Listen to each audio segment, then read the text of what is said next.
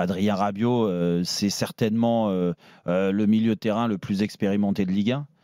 Celui qui a des trophées qui tournent tous les ans, quasiment, à part cette année avec l'Olympique de Marseille. Mais sinon, à chaque fois, il a été champion, très souvent. Dans des équipes, il a été très souvent dans les meilleurs, c'est-à-dire dans les titulaires. Il a fini capitaine à la Juve. Il l'a eu par moment, il me semble, au PSG au bout d'un moment.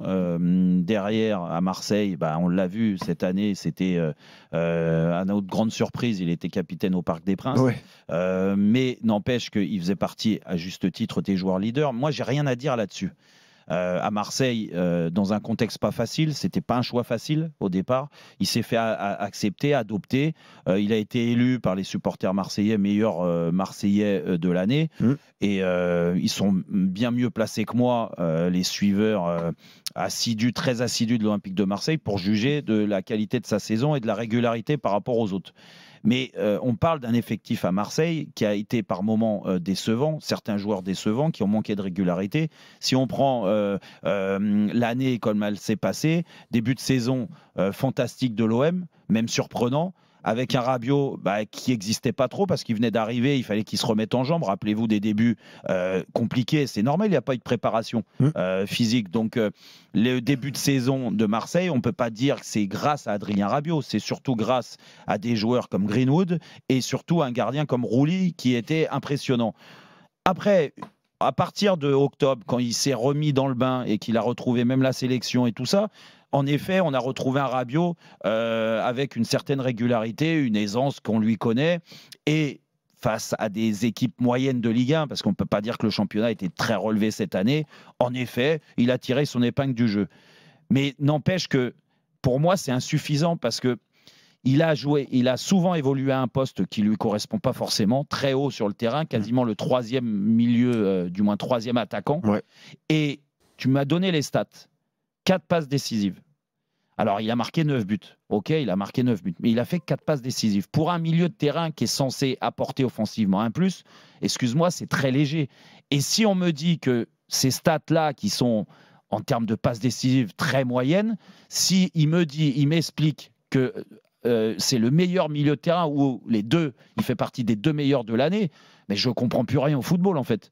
Ça veut dire qu'il y a des joueurs qui sont milieu de terrain, offensif, défensif. C'est pour ça il faut savoir où on le juge. Si tu le mets, mais il n'a jamais joué là de la saison, un peu milieu relayeur, un peu plus bas sur le terrain, peut-être qu'il fait partie des 2 meilleurs, voire le meilleur. Mais quand tu le fais jouer un peu plus haut, comme il a joué cette année... Oui, là, tu le mets en concurrence avec des joueurs offensifs. Excuse-moi de penser qu'il y a des joueurs qui ont été meilleurs que lui. Et c'est pour ça qu'il n'est pas arrivé dans l'équipe type. Alors, est-ce que c'est dégueulasse, pas dégueulasse? Ça, j'en ai rien à faire. Mais cette phrase-là, il n'était pas obligé de la faire. Tu peux nous dire juste, je suis content de mon année, j'ai emmené l'OM. Et grâce à lui, en effet, il a emmené l'OM sur une marche qui était importante, c'est-à-dire en Ligue des Champions l'année prochaine. Et puis l'année prochaine, avec un effectif bien meilleur, avec une équipe meilleure et une compréhension de ce que veut mettre De Zerbi différente et en amélioration, peut-être qu'on verra un Adrien Rabiot déjà à son poste et avec un épanouissement différent dans le jeu. Alors, voilà ce que je pense. Maître Petit. Alors, moi, je prends la défense d'Adrien Rabiot parce que en fait, c'est sa première saison à l'OM. Adrien Rabiot. Ah oui. C'est sa première saison à l'OM. Il arrive dans un club qui ne brille pas par sa sérénité, à la fois sur le marché des transferts, mais également sur son équipe type. Il arrive sur la pointe des pieds, comme tu l'as dit Jérôme, les premières semaines. C'est une réathlétisation, tu vois. Et au bout de quelques semaines, il devient le patron incontesté de cette équipe-là et le leader. Donc il a joué, comme tu l'as dit, et je le tiens à souligner, un rôle qu'on lui connaissait pas. Donc il s'est même plutôt débrouillé de belle manière dans ce rôle-là, parce que sincèrement, vous parlez de stats pour un milieu offensif, à la base c'est un milieu relayeur. Ouais. Donc il faut comparer ce qui est comparable. On lui a demandé, pour le bien de l'équipe, justement de s'adapter à différentes positions, ce qu'il a fait durant toute la saison. Et en fait, il y a un gros souci, c'est qu'au moment des votes, ça correspond parfaitement avec la période très compliquée qu'a traversé l'Olympique de Marseille en termes de résultats. Ils ont fait 3 défaites consécutives, il me semble, je crois, contre Lens, Reims et Strasbourg. Et c'était à ce moment-là où les entraîneurs et tout le monde votaient justement pour son 11 type et les meilleurs joueurs de Ligue 1. moi, je constate quand même que c'était un pari risqué et un pari sur l'avenir de Rabiot et qu'il a remporté haut la main parce qu'il a fait preuve d'une régularité pendant quasiment toute la saison. Il a fait preuve de leadership également dans un club qui en souffre énormément. Il a montré à la fois le chemin à ses coéquipiers, mais également en coulisses, il a pris ses responsabilités dans la communication.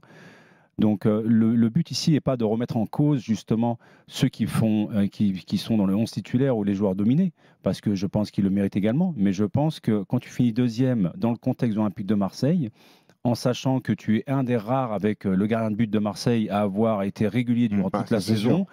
Mais de là à être le meilleur ou le deuxième meilleur du championnat, tu arrives dans le club, c'est ta première saison. Oui, mais d'accord, mais Manu, c'est ta première saison. Tu arrives sur la pointe des pieds, t'es pas au point physiquement. Et regarde la saison qu'il fait, quoi. Ouais, mais bon, après il y a quand même des joueurs. Je remets pas en question les joueurs du Paris Saint-Germain. Déjà, Neves, pour moi, il a fait une grande saison. Vitinha, qui était déjà dans le 11 titulaire l'année dernière, je l'ai trouvé un ton dessous de ce qu'il avait fait l'année dernière. Oh non. C'est mon avis. Non, mais je l'ai trouvé excellent. Mais je trouve que même Cherki, il a été super bon les 6 derniers mois. La question, elle est là, en fait. Est-ce qu'il doit pas être à la place de Cherki ? Je ne l'ai pas trouvé non plus excellent. Il est trouvé pas intermittent. Mais est-ce que tu es d'accord avec moi sur le fait, et après on entendra le verdict du juge. Mais est-ce que tu es d'accord avec moi que c'est difficile de le juger parce qu'il n'a pas joué à une position. Exactement, c'est pas son poste. C'est adapté aux volontés de l'entraîneur. De le mêler à des joueurs plus offensifs. Et pour moi, les joueurs qui sont plus offensifs, ils ont plus de qualité que lui. Oui, d'accord, je suis d'accord, mais dans ces cas-là, c'est comme si tu demandais, je sais pas moi, à Vitinha de jouer dans cette position-là ou à Cherki de jouer en numéro 6. Oui, mais sauf qu'ils n'ont pas joué, donc tu es obligé de le juger sur le positionnement de cette année. Il sort quand même avec une grosse saison, Rabiot. Non, mais attends, donc, encore une fois. C'est pour ça que moi, je voulais quand même le mettre parmi les meilleurs milieux de terrain dans la mesure où il a joué un poste qui n'est pas le sien pas sa première saison, dans un contexte compliqué à Marseille, il a été leader.